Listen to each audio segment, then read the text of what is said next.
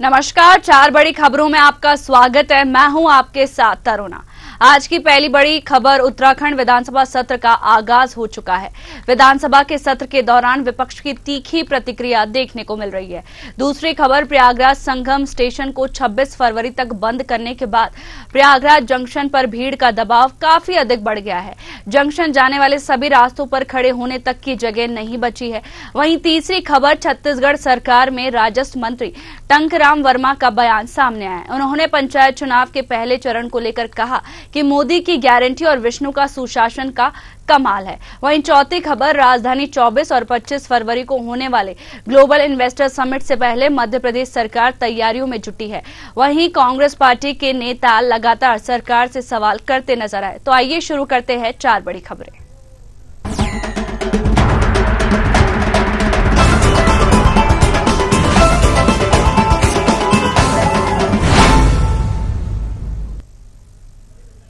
उत्तराखंड विधानसभा सत्र का आगाज आज से हो चुका है। विधानसभा सत्र के दौरान विपक्ष की तीखी प्रतिक्रिया देखने को मिल रही है।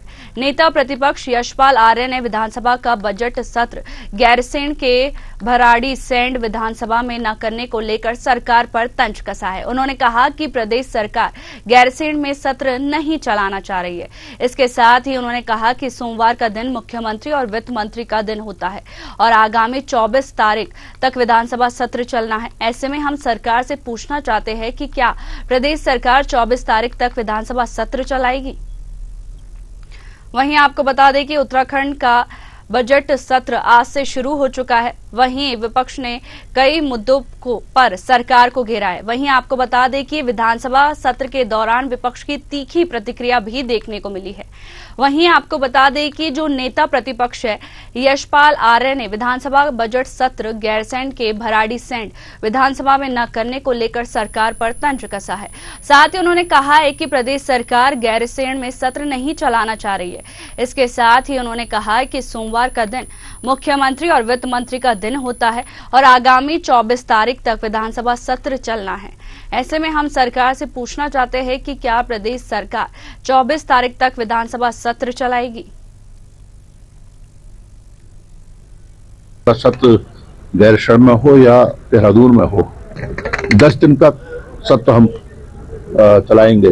लेकिन देखिए 18, 19, 20, 21 4 दिन और 24 तारीख सोमवार अब नया अगर शुरुआत होती है, क्योंकि सोमवार का दिन है, 24 तारीख है, 2 दिन पहले शनिवार इतवार है। और अगर सोमवार का दिन जो माननीय मुख्यमंत्री जी का, माननीय वित्त मंत्री जी का दिन है, क्या सरकार उस दिन सदन को चलाएगी, ये प्रश्न। बता दें कि उत्तराखंड विधानसभा बजट सत्र का आगाज हो चुका है। वहीं जो इस बार का बजट सत्र है वो कम समय का रखा गया है। उसी को लेकर जो विपक्ष है वो लगातार सरकार को घेरता हुआ नजर आ रहा है। वहीं इस पर ज्यादा जानकारी के लिए हमारे साथ राजनीतिक विश्लेषक डॉक्टर आलोक सोती जी जुड़ गए हैं। आलोक जी, आपका बहुत बहुत स्वागत है न्यूज आवर में। आज उत्तराखंड का बजट सत्र का आगाज हो चुका है और साथ ही देखा गया है कि जो इस बार का बजट सत्र है उसमें कम समय का रखा गया है। आखिर वजह क्या है? देखिए, जहां तक विपक्ष का कहना है कि कम समय रखने के कारण प्रश्नावली का उनको जो है मौका नहीं मिल पाता है, जनता से जुड़े प्रश्नों को वो सत्र के अंदर नहीं उठा पाते हैं। लेकिन यहाँ तक देखा जाए, एक छोटा सा प्रदेश है और यहाँ का जो बजट है वो इस बार थोड़ा बड़ा होने वाला है, 1 लाख प्लस करोड़ का होने वाला है। पिछले साल 77,000 करोड़ का था। तो ये बात सही है, विपक्ष भी चाहता है कि कुछ इस बजट पे जब काम होगा तो कुछ प्रश्न होंगे जो उनके सामने आने चाहिए। लेकिन ऐसा नहीं लगता है कि बहुत ज्यादा लंबा सत्र करने से जो है कुछ होगा, क्योंकि सरकार की जो मंशा होती, जो नीति होती है, वो उसी के अनुसार काम करती है। हाँ, प्रश्न तो प्रश्नकाल में उठाए जाते हैं, लेकिन यहाँ पे समझने वाली बात है कि जितना आज की तारीख में जहां आप देख रहे हैं, सबसे बड़ा मुख्य आकर्षण आपका डिजिटलाइजेशन हो गया है। इस बार सत्र कह सकते हैं, पेपरलेस कह सकते हैं। सब विधायकों के सामने जो है आपको टैबलेट मिलेगा। हालांकि उसको एडजस्ट करने के लिए वहां पे काफी टेक्निकल स्टाफ भी रहेगा, टेक्नीशियंस भी रहेंगे। लेकिन फिर भी देखने की बात है कि लाइफ जो है वो फास्ट हो रही है, चीजों को तेजी से किया जाएगा। तो ऐसे में उम्मीद है कि सत्र पे इस तरीके का विपक्ष चाह रहा है कि 10 से 15 दिन तक प्रश्नकाल चले, वैसा संभव नहीं हो पाएगा। छोटा सा प्रदेश है, इसलिए जो है सत्र हमको लगता है 2-3 दिन का जो रखा गया है वो पर्याप्त। जी, इस बार का जो बजट सत्र है वो कम समय का है, साथ ही आपने बताया कि डिजिटलीकरण पेपरलेस होगा, पर पूरी तरीके से तो पेपरलेस नहीं हुआ है उत्तराखंड का। साथ ही कौन कौन से मुद्दे सदन में उठाए जा सकते हैं? देखिए, इसमें 2 विधेयक और 3 अध्यादेश जो है वो इसमें आएंगे, जिसकी अभी हम लोग को प्रतिलिपि नहीं मिल पाई है, उपलब्ध नहीं हो पाई। लेकिन फिर भी अगर जो बजट है उसमें कहा जा रहा है कि जो बातें सामने आई कि महिलाओं के लिए उत्थान के लिए बजट होगा, युवाओं के लिए होगा, गरीब के लिए होगा और किसान के लिए होगा। जो युवा पलायन कर रहे हैं पहाड़ पे, उनको वहां पे रोकने के लिए ये बजट में काफी प्रावधान किए जाएंगे। अक्सर आपने देखा होगा, हमेशा जो है पानी जमीन की जो लड़ाई चलती है, जो जबरदस्त चलती है युवाओं में कि किसी तरह युवाओं का जो है उसको वहीं पे रोका जाए, उनको वहीं रोजगार मिला जाए, जिससे कि वहां पे हो जाए। और आप देख रहे हैं उत्तराखंड में पर्यटन की जो स्थिति है बहुत ही अच्छी हो रही है, बढ़ रही है। तो ज्यादा से ज्यादा पर्यटन में ही लगाया जाए और उनसे जो संबंधित इंडस्ट्रीज होती है उसमें जो सर्विस सेक्टर्स है उसमें किया जाए। इस तरह प्रधान वहां पे देख रहे हैं आजकल होम स्टे का एक बहुत अच्छा चलन चला हुआ है, तो जिससे कि वहाँ के जो युवा हैं, जो उनके पास जो पैतृक संपत्ति है उसको आप होम स्टे में चेंज कर सकते हैं। उसके नए नियम बन रहे हैं, उसमें उनको लोन भी दिया जाएगा, जिससे कि आप जो है अपना होम स्टे को चला सके और अपना जीविकोपार्जन कर सके। तो इस तरीके का मिला के काफी चीजें हैं सामने आ रही हैं। जैसे जैसे बजट का कल बजट करीब 12:30 बजे सदन में प्रस्तुत किया जाएगा, तो उसमें नई बातें निकल के सामने आएंगी। जी, नेता प्रतिपक्ष ने ये भी सवाल खड़ा किया, साथ ही सरकार को घेरा है और गैरसैंण का मुद्दा भी प्रमुख मुद्दा रहा है इस बार के बजट में। देखिए, गैरसैंण का मुद्दा आज का नहीं, बहुत पुराना है। वहां पे इनको अपनी राजधानी घोषित करना था, उसका उत्थान करना था, उसको बनाना था। लेकिन वहां पे जिस तरीके की स्थिति हो गई, आज तक वहां पे राजधानी को देहरादून से गैरसैंण तक नहीं ले जा पाए। ऐसी स्थिति में चीजें बन रही हैं, थोड़ा सा और टाइम लगेगा, क्योंकि आप देख रहे हैं जिस तरीके से सत्र का बात की जा रही है, ई सदन की बात की जा रही है। तो जाहिर सी बात है, धीरे धीरे जो है आपका डिजिटलाइजेशन होगा तो वहां पे भी सुचारू रूप से चलाएगा, क्योंकि फाइलों को इधर देहरादून से वहां ले जाना या वहां की फाइल यहाँ लाना थोड़ा सा मुश्किल है। लेकिन जिस तरीके से ई सत्र बन रहा है, जिस तरीके से वेबसाइट बन रही है, जिस तरीके से ऐप बन रही है, जिस तरीके से पेपरलेस हो रहा है, ज्यादा से ज्यादा आप अपने उसको वहां रख सकते हैं ऑनलाइन। जैसे ही सिस्टम बन जाएगा तो आप कहीं भी जाके अपनी विधानसभा को जाके अगर आप स्थापित करते हैं तो आपके पास कोई कष्ट, कोई आपको दुश्वारियां नहीं होगी। क्योंकि पेपर्स का जो है ले जाना, पेपर्स महत्वपूर्ण होते हैं, उसमें तमाम देश होते हैं, अध्यादेश होते हैं, उसको एक जगह से दूसरी जगह ले जाना जो है मुश्किल काम होता है। इसलिए अगर सब कुछ सर्वर पे आ जाएगा तो उसके बाद केवल सिविल का कंस्ट्रक्शन रह जाएगा, जिससे कि वहां पे इस प्रतिस्थापन करने में कोई आपत्ति, कोई दिक्कत नहीं आनी। जी, तमाम जानकारी के लिए आपका बहुत बहुत शुक्रिया।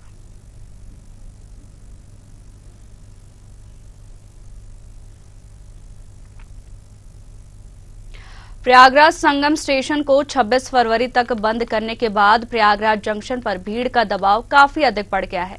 जंक्शन जाने वाली सभी रास्तों पर खड़े होने तक की जगह नहीं बची है। सिविल लाइंस पानी की टंकी से जंक्शन जाने वाला आरओबी यात्रियों से भर गया है। मेले में जंक्शन की ओर जाने वाले श्रद्धालु की संख्या अधिक है। मेले में आने वाले श्रद्धालु की संख्या में कुछ कमी आई है। शहर में कई जगह बैरिकेडिंग करके बाइक और 4 पहिया वाहनों को रोक दिया गया है। जंक्शन के अलावा प्रयागराज स्टेशन, रामबाग, प्रयागराज, नैनी, छिवकी और फाफामऊ स्टेशनों पर भी श्रद्धालु की भारी भीड़ है। रेलवे की ओर से तैयार कराए गए सारे होल्डिंग एरिया और रैन बसेरे फुल हो गए हैं। श्रद्धालु सड़कों पर बैठकर ट्रेनों का इंतजार कर रहे हैं। वहीं इस खबर पर ज्यादा चर्चा के लिए हमारे साथ प्रयागराज से संवाददाता नन्हे सिंह जुड़ गए हैं। नन्हे सिंह, महाकुंभ में भारी भीड़ देखने को मिली और इसी को लेकर प्रयागराज जंक्शन भी बंद कर दिया गया। अभी की क्या अपडेट है?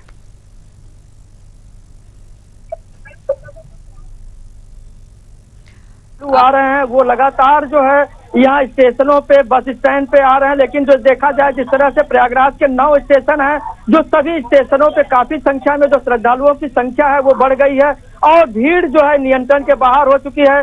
कई स्टेशन है, जिस तरह प्रयागराज जंक्शन को, प्रयागराज जो स्टेशन है उसको बंद कर दिया गया है।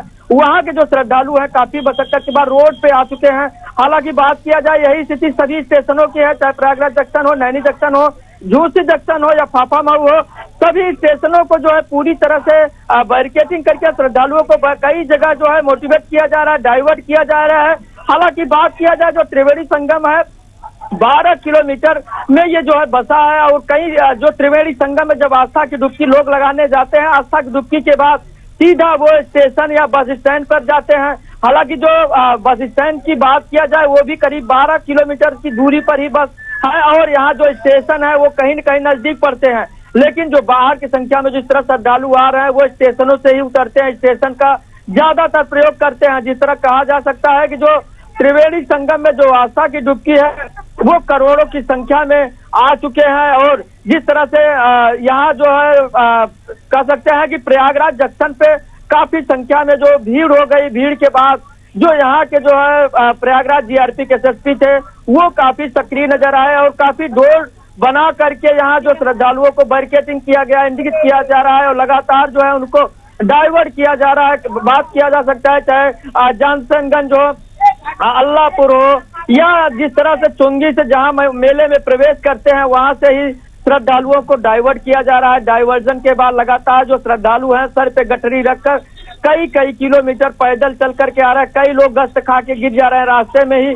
अभी देखा जाए जिस तरह से जो स्थिति है वो अभी तक सामान्य नहीं है, लोग अभी भी आ रहे हैं और काफी संख्या में जो श्रद्धालु हैं वो स्नान करके स्टेशन की तरफ जा रहे हैं। स्टेशन की तरफ जब जा रहे हैं वहाँ जो श्रद्धालुओं को काफी मशक्कत का सामना करना पड़ रहा है। वहाँ जो स्टेशन है कई ट्रेनें हैं जो रद्द हो जा रही है, कई ट्रेनें जिस तरह से इनकी जो बुकिंग है कह सकते हैं जिसको अगर प्रयागराज जंक्शन पर ट्रेन स्टेशन मिलना है उनको डाइवर्ट करके अगर झूसी भेजा जा रहा है, नैनी भेजा जा रहा है और प्रयागराज जंक्शन भेजा जा रहा है, उससे श्रद्धालुओं को कहीं न कहीं काफी दिक्कतों का सामना करना पड़ा है। हालांकि वो जो त्रिवेणी संगम में डुबकी लगाने के बाद काफी किलोमीटर पैदल चल करके आते हैं, आने के बाद पता चला स्टेशन पे भी नहीं पहुंच पा रहे हैं, उनको डाइवर्जन किया जा रहा है। डाइवर्जन के बाद हालांकि बात किया जाए जिस तरह से डाइवर्जन का जो रूट बनाया गया है काफी संख्या में जो वृद्ध हैं, महिलाएं हैं और उनकी स्थिति बहुत नाजुक बनी हुई, कई लोग गश्त खा के गिर रहे हैं। लगातार जो इससे धूप बनी हुई है, गर्मी का मौसम जिस तरह कह सकते हैं स्टार्ट हो चुका है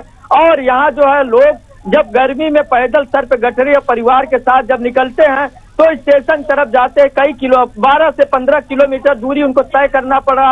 हालांकि जाने के बाद कह सकते हैं जिस तरह त्रिवेणी संगम में जो आस्था की डुबकी लगा रहे हैं वहां जाने के बाद वो स्टेशन पे पहुंच तो जरूर जाते हैं लेकिन वहां पता चलती है पूरी भीड़ जो पार्किंग स्थल है पूरी तरह से भरा हुआ है और वहां उनको जगह बैठने के लिए भी नहीं है, रोड पे बैठने के लिए वो लोग मजबूर हैं और स्टेशन का अपना पता लगाने के लिए कई लोग परेशान है कि कितने बजे ट्रेन है, कहाँ कब जाएगी। लेकिन पता चलता है कि ये रूट डाइवर्ट किया गया यहाँ से स्टेशन को अब चूंकि स्टेशन जाना पड़ेगा, नैनी जाना पड़ेगा, झूसी जाना पड़ेगा या जिस तरह कह सकते हैं फाफा मऊ जाना पड़ेगा, वहां स्टेशन मिलेगा। तो इस तरह यात्रियों को काफी जो है दिक्कतों का सामना करना पड़ रहा है। हालांकि जिस तरह से देखा जाए जो त्रिवेणी संगम में जो आस्था की डुबकी करोड़ों की संख्या में जो श्रद्धालु अभी भी लगा रहे हैं और लगातार लगाते चले आ रहे हैं और अभी भी लोग रास्ते में करीब 20 किलोमीटर लोगों का जो है रूट अभी गाड़ियां रास्ते में फंसी हैं, जो प्राइवेट वाहन से आ रहे हैं, बस से आ रहे हैं, वो पैदल चल करके यहाँ पे पहुंच रहे हैं। जब यहाँ स्थिति देखते हैं तो वो स्टेशन तरफ भागना शुरू करते हैं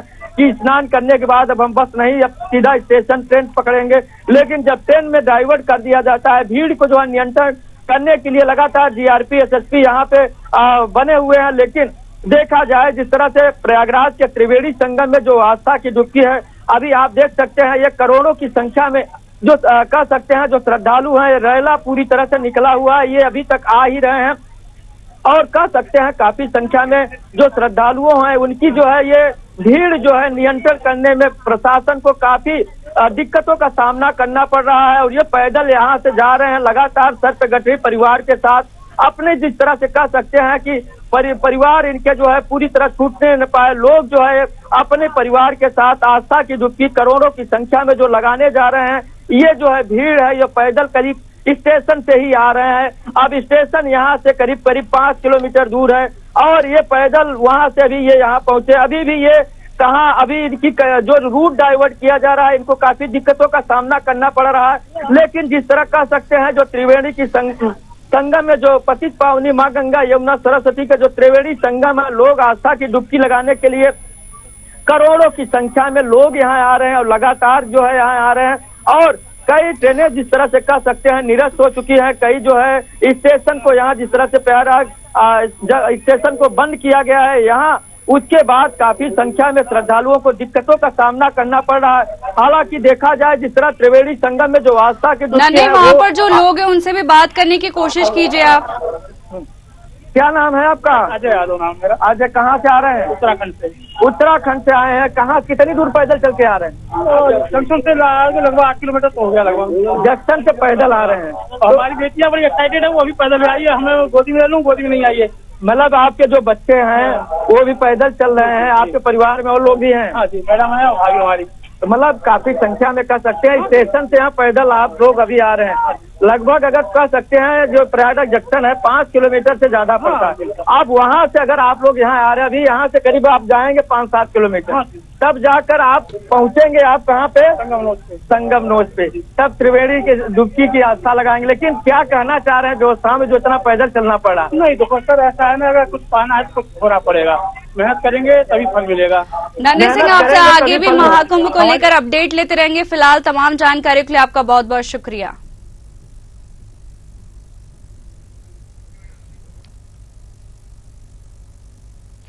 छत्तीसगढ़ सरकार में राजस्व मंत्री टंकराम वर्मा का बयान सामने आया। उन्होंने पंचायत चुनाव के पहले चरण को लेकर कहा कि मोदी की गारंटी और विष्णु का सुशासन का कमाल है। 1 साल में लोगों के पास विकास पहुंचा है और निकाय के बाद पंचायत में इसका असर देखने को मिला है। बता दें कि 20 और 23 को वोटिंग होना है, इसमें भी बढ़त हमें मिलेगी। और गांव-गांव में पीएम आवास बन रहा है, किसानों को धान की राशि मिल रही है, महतारी वंदन का फायदा भी मिल रहा है। इसी के साथ उन्होंने कई मुद्दों पर भी चर्चा की।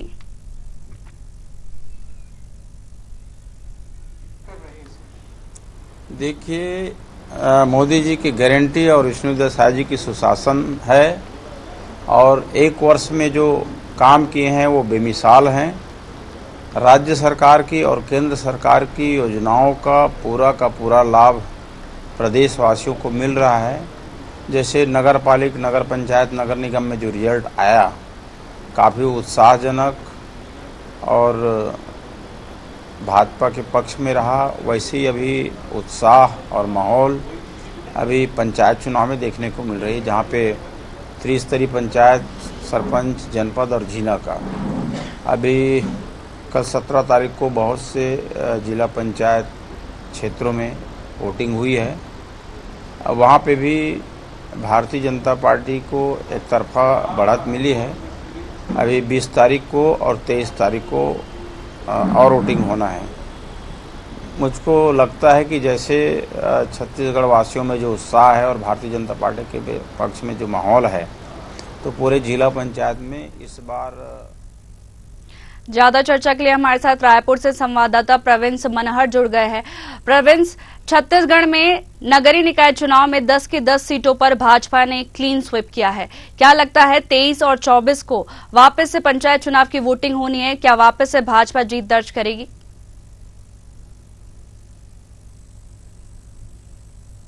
चुनाव का तो निश्चित तौर पे नगरीय निकाय चुनाव में 10 नगर निगम जो है उस पर भाजपा के जो प्रत्याशी हैं महापौर के, उन्होंने जीत जो है दाखिल की है और साथ ही साथ नगर पंचायतों में भी काफी अच्छा रिजल्ट भारतीय जनता पार्टी को रहा है।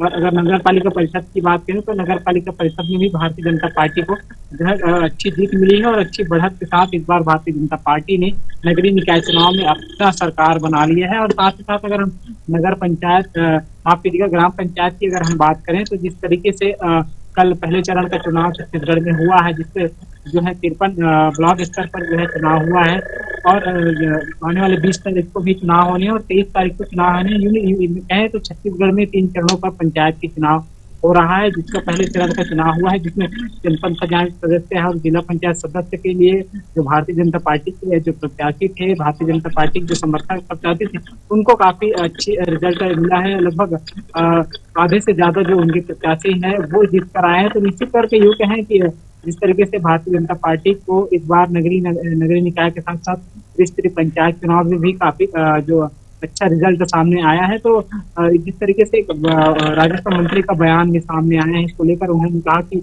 हमारी सरकार बनते ही छत्तीसगढ़ में तो बहुत विकास की ओर ले गए हैं। लगातार मोदी की गारंटी और अटल के विश्वास पर जिस तरीके से छत्तीसगढ़ में काम हो रहा है, इसी का फल है कि आज छत्तीसगढ़ के सभी नगर निगमों में भारतीय जनता पार्टी की सरकार बनी है। नगर पालिकाओं के अध्यक्ष जो है भारतीय जनता पार्टी के बने हैं। तो ये कहीं ना कहीं राजस्व मंत्री का बयान सामने आया है। जी, ये भी देखा गया है कि जो मंत्री टंकराम वर्मा का कहना है कि मोदी की गारंटी और विष्णु का सुशासन के कमाल से साथ ही जो विकास कार्य बोले थे वो विकास कार्य छत्तीसगढ़ में हुए। इसी वजह से नगरपालिका 10 की 10 सीटों पर भाजपा ने जीत दर्ज की है। जी देखिए, निश्चित तौर पे अगर हम टंकराम वर्मा की बयान की बात करें तो उन्होंने साफ कहा कि 13 महीने सरकार को छत्तीसगढ़ में हो गई है। भारतीय जनता पार्टी की सरकार को अब डबल इंजन के साथ साथ ट्रिपल इंजन की सरकार छत्तीसगढ़ में काम करेगी। टंकराम वर्मा ने कहा कि मोदी की गारंटी पर हमने विधानसभा चुनाव लड़ा था और मोदी की गारंटी में जो हमने घोषणा पत्र पर जो घोषणा किया था उसको हम पूरा करते हुए नजर आ रहे हैं। निकाय क्षेत्रों से लेकर ग्रामीण स्तरों तक जो है विकास पहुंच रहा है, चाहे वो प्रधानमंत्री आवास योजना की बात करें या फिर महतारी वंदन की बात करें या फिर किसानों को समर्थन मूल्य में धान खेती करने की बात करें। ऐसे तमाम जो मुद्दे हैं जिसको लेकर टंकराम वर्मा ने कहा कि इन 13 महीनों में हमारी सरकार ने सभी वर्गों के लिए अच्छा काम किया है, छत्तीसगढ़ के विकास के लिए लगातार काम कर रहा है। और इसी का कारण है कि छत्तीसगढ़ में नगरीय निकाय चुनाव में भारतीय जनता पार्टी को काफी अच्छी जीत जो है मिली है। पहले जो छत्तीसगढ़ में जिस तरीके से त्रिस्तरीय पंचायत चुनाव हो रहे हैं, जिसका पहले चरण हो चुका है, इस पर भी भारतीय जनता पार्टी को कहीं कहीं अच्छी रिस्पांस मिलते हुए नजर आ रहे हैं। और टंकराम ने कहा कि आने वाले जो 20 और 23 तारीख को जो चुनाव होने हैं पंचायत स्तर के, उस पर भी भारतीय जनता पार्टी को अच्छी रिजल्ट आएगी। जी, तमाम जानकारी के लिए आपका बहुत बहुत शुक्रिया प्रवीण।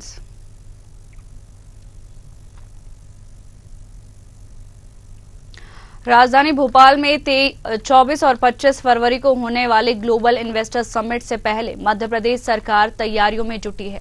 वहीं कांग्रेस पार्टी के नेता लगातार सरकार से सवाल करते नजर आ रहे हैं। इसी कड़ी में पूर्व मुख्यमंत्री कमलनाथ ने सरकार से सवाल किया है कि आम आदमी को निवेश के आंकड़ों से ज्यादा इस बात से मतलब है कि यह समिट प्रदेश के नौजवानों को कितनी नौकरियां तथा रोजगार देती है।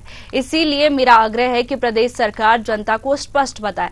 वहीं मध्य प्रदेश विधानसभा के नेता प्रतिपक्ष उमंग सिंघार ने ग्लोबल इन्वेस्टर समिट में आ रहे प्रधानमंत्री से मिलने का समय मांगा है, लेकिन उनको अभी तक समय नहीं मिला है। इसको लेकर ट्वीट किया है। पूर्व मुख्यमंत्री कमलनाथ ने सोशल साइट एक्स पर लिखा कि मध्य प्रदेश में इस महीने होने जा रहे इन्वेस्टर समिट को लेकर प्रदेश की जनता को काफी आशा है। आम आदमी को निवेश के आंकड़ों से ज्यादा इस बात से मतलब है कि यह समिट प्रदेश के नौजवानों को कितनी नौकरियां तथा रोजगार देती है। इसीलिए मेरा आग्रह है कि प्रदेश सरकार जनता को स्पष्ट बताए कि समिट से कितनी नौकरी और कितने रोजगार का लक्ष्य उन्होंने तय किया है। यह नौकरी और रोजगार कितने समय सीमा के भीतर उपलब्ध हो जाएंगे। वहीं इस खबर पर ज्यादा जानकारी के लिए हमारे साथ भोपाल से संवाददाता कृष्णा शर्मा जुड़ गए हैं। कृष्णा, मध्य प्रदेश के अंदर ग्लोबल इन्वेस्टर समिट 24 और 25 को होने वाला है, उसकी तैयारियां भी तेज हो गई है। साथ ही कमलनाथ ने कहा है कि जो युवा है उनको रोजगार, साथ ही उनको रोजगार चाहिए और नौकरियां चाहिए। इसको लेके क्या अपडेट है? बिल्कुल, देखिए, ग्लोबल इन्वेस्टर समिट भोपाल में होने जा रही है। हालांकि GIS भोपाल के अलावा भी अलग अलग जगहों पर मुख्यमंत्री डॉक्टर मोहन यादव कर रहे हैं और ये मौका भोपाल के लिए तो मायने रखता ही है, मध्य प्रदेश के लिए भी मायने रखता है। लेकिन कहीं ना कहीं कांग्रेस इसको लेकर सरकार से लगातार सवाल पूछ रही है। चाहे पूर्व मुख्यमंत्री कमलनाथ की बात करे, चाहे नेता प्रतिपक्ष उमंग सिंघार की बात करे, चाहे प्रदेश अध्यक्ष जीतू पटवारी की बात करे, या आज जिस तरह से विधायक आरिफ मसूद ने मुख्यमंत्री को पत्र लिखकर सवाल पूछा है, उन सभी की बात करें तो अलग अलग मुद्दे उठाए हैं। पूर्व मुख्यमंत्री कमलनाथ ने ट्वीट करके ये कि मध्य प्रदेश युवाओं को कितने युवाओं को नौकरी मिलेगी, कितना इन्वेस्टमेंट आएगा, ये सरकार को बताना चाहिए। किन किन लोगों से बात हुई है ये बताना चाहिए। वहीं नेता प्रतिपक्ष ने प्रधानमंत्री नरेंद्र मोदी जब 24 और 25 को भोपाल आने वाले हैं तो उनसे मिलने का समय मांगा और जो GIS होने वाला है उसके विषय चर्चा करने के लिए वक्त मांगा है। तो जीतू पटवारी की बात करें तो जीतू पटवारी ने कहा कि इससे पहले भी प्रदेश में पूर्व मुख्यमंत्री शिवराज सिंह चौहान ने कई ग्लोबल इन्वेस्टर समिट किया, मोहन यादव अलग अलग जिलों में जा, लेकिन अभी तक एक ढेला 1 रुपए का इन्वेस्टमेंट मध्य प्रदेश में नहीं हो रहा है। तो सरकार सिर्फ दिखावा कर रही है। वहीं जिस तरह से यहाँ ग्लोबल इन्वेस्टर समिट के लिए सजावट की जा रही है, उस पैसे को जनता के पैसे को खर्चा करने की बात विधायक आरिफ मसूद ने कही है कि ये फालतू का दिखावा कर रहे हैं और जनता के पैसे की बर्बादी कर रहे हैं, क्योंकि कहीं ना तो काम हो रहा है, सिर्फ सड़कों को वहीं से मरम्मत कर दी जाती है, 2 दिन बाद उखड़ जाए, चाहे टाइल्स हो चाहे ब्लॉक्स हो, सब हर जगह भ्रष्टाचार है। तो कहीं ना कहीं मध्य प्रदेश में कांग्रेस के नेता GIS को लेकर सवाल उठाते दिख रहे हैं। ये भी देखा गया है कि जो नेता प्रतिपक्ष है उमंग सिंगार, उन्होंने PM मोदी से समय मांगा था पर उनको नहीं दिया गया है। साथ ही उन्होंने कहा है कि मध्य प्रदेश के अंदर बहुत सारी अव्यवस्था है, उसको लेकर वो PM मोदी से मिलना चाहते हैं। बिल्कुल, देखिए तरुणा, जिस तरह से मध्य प्रदेश में लॉ एंड ऑर्डर की बात नेता प्रतिपक्ष उमंग सिंगार करते हैं और आदिवासियों के ऊपर लगातार मामले दर्ज किए जा रहे हैं और लगातार प्रताड़ना की बात कह रहे हैं, उसको लेकर PM मोदी से मिलना चाहते हैं। हालांकि उनको अभी उनसे मिलने का समय नहीं दिया गया है। देखना होगा कि जो प्रोटोकॉल होता है उसके चलते मिल पाते हैं, मिलने का समय दिया जाता है या नहीं दिया जाता। लेकिन इस पर सियासत जरूर हो रही है GIS को लेकर कि अलग अलग कांग्रेस के नेता अलग अलग मुद्दों से सरकार को घेरने की कोशिश कर रहे हैं। जी, तमाम जानकारी के लिए आपका बहुत बहुत शुक्रिया।